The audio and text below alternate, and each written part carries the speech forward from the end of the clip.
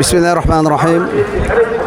আমি মোহাম্মদ আতর রহমান খান, ঢাকা মহানগর জমিয়তুল ইসলাম বাংলাদেশের সেক্রেটারি জেনারেল। আমি আজকে তারেক রহমান সাহেবের স্বদেশ প্রত্যাবর্তনে এসে নিজের খুশি এবং আন্তরিকতা থেকে আসছি। আসলে এটা একটা ভালো লাগা, ভালোবাসার থেকেই হতে পারে। যিনি সুদীর্ঘ 17 বছর নিজের মাতৃভূমি ছেড়ে, নিজের মাকে ছেড়ে বহু দূর দূরান্ততে বসবাস করছেন। হাজার মায়া কান্না তিনি কেঁদেছেন।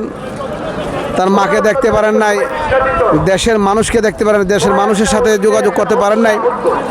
তিনি নির্যাতিত ছিলেন। তাকে মেরে মাজার হাড় ভেঙে দেওয়া হয়েছিল। কিন্তু আল্লাহ তাআলা যাকে ইজ্জত দিবেন, দুনিয়ার কেউ তাকে বেইজ্জতি করতে পারেন না। আল্লাহ তাআলা তাকে আজকে ইজ্জতের সামনে এদেশে ফিরে আনছেন।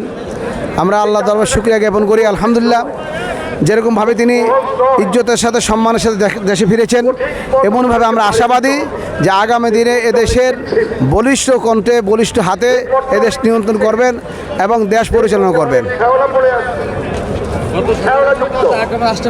জি।